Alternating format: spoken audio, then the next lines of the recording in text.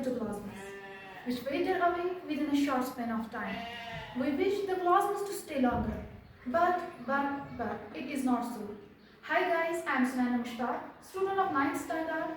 Firstly, I am feeling thrilled and privileged to be here with my friend Siku Iqbal. We present one of the beautiful poems to Blosmus, and we thank Manzoor sir for this opportunity. Fair pledges of a fruitful tree, why do ye fall so fast? Your day is not so past, but you may stay yet here a while, to blush and gently smile, and go at last.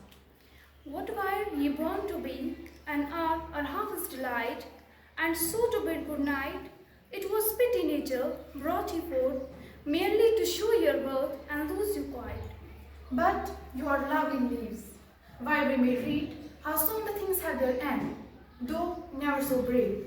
And after they have shown their pride, like you a while, they glide into the grave. In this poem, the poet addresses the lovely blossoms of a tree. He is filled with grief to see how soon the blossoms fall and fade away. Were you born to be an hour or half delight? Poet asks in surprise. He wonders why nature brought forth such lovely blossoms if they were fade away so soon. But then he sees a deeper meaning in the fate of the blossoms. He sees them as a symbol of universal transience. Nothing in this world lives forever. All things are short-lived. All things have a short life to live on this earth. Even humans have a short life to live on this earth. Therefore, pride is but a folly. The poet compares the blossoms to the leaves of a book, in which one can read the common fate of all things. All things, however big and beautiful, are fated to die in the end. They don't have a long life to stay on this earth. Thus, man should learn a lesson from the fate of the blossoms, that he too, like blossoms, will live a while and then glide into the grave. इस नज़म में शायर एक दरख्त की खूबसूरत कलियों को मुखातिब करता है। उसे ये देखकर बहुत दुख होता है कि ये कलियां जल्दी गिर जाती हैं और मुरझा जाती हैं। क्या तुम्हारा जन्म 2 घंटे की खुशी के लिए होता है? शायद हैरान होकर पूछता है। वो हैरानी में सोचता है कि कुदरत ने इतनी खूबसूरत कलियों को जन्म ही क्यों दिया था, अगर उन्हें इतनी जल्दी मुरझा जाना था। लेकिन फिर से उसे कलियों की किस्मत में गहरा मतलब दिखाई देता है। वो उन्हें कायनात में हर चीज़ के पल दो पल होने और फिर ख़त्म होने के एक निशान की शक्ल में देखता है।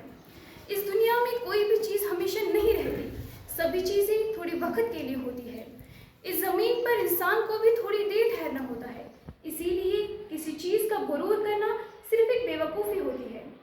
शायर कलियों का मुकाबला किताब के अवराक से करता है, जिनमें इंसान सभी चीज़ों की सांझी किस्मत के बारे में पढ़कर जान सकता है कि सभी चीज़ें चाहे कितनी भी बड़ी या खूबसूरत क्यों ना हो, आखिर उनकी किस्मत में मरना लिखा होता है। इस ज़मीन पर उन्हें ज़्यादा देर ठहरना नहीं होता है, इसीलिए इंसान को कलियों की किस्मत से सबक सीखना चाहिए कि कलियों की तरह वो भी थोड़ी वक्त के लिए जिंदा रहेंगे और फिर कब्र में चले जाएंगे। This is all about the summary of the poem. Thank you all.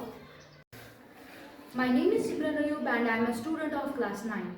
Now I will explain the poetic device used in the poem To Blossoms by Robert Herrick. Poetic devices are special tools used by poets to make their poems more expressive and meaningful. First of all, I will explain apostrophe. Apostrophe is a device in which poets addresses a non-living thing or an absent idea. In the poem, the poet addresses I will explain apostrophe.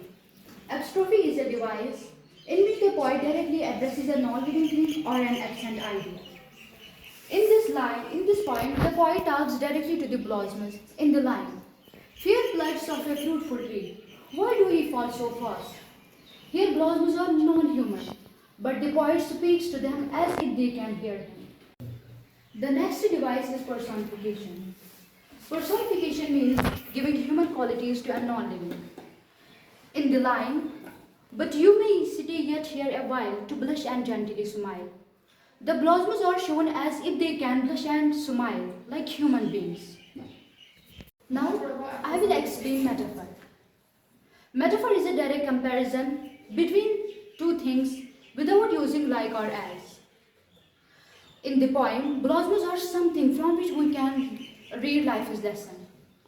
But your lovely leaves where we may read how soon things have their end. Blossoms are compared to lesson or book of life. Rhetorical question.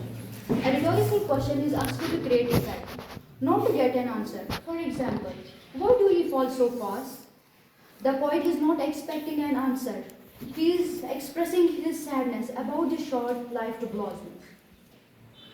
Any questions? May we elaborate this rhetorical question? Kindly repeat. May we elaborate this rhetorical question? जैसे कि हम अभी इस pen से पूछेंगे, Why are you so powerful? क्या ये हमें कोई आंसर देगा? नहीं, ये सिर्फ इफेक्ट के लिए होता है. हम कोई आंसर एक्सपेक्ट नहीं करते.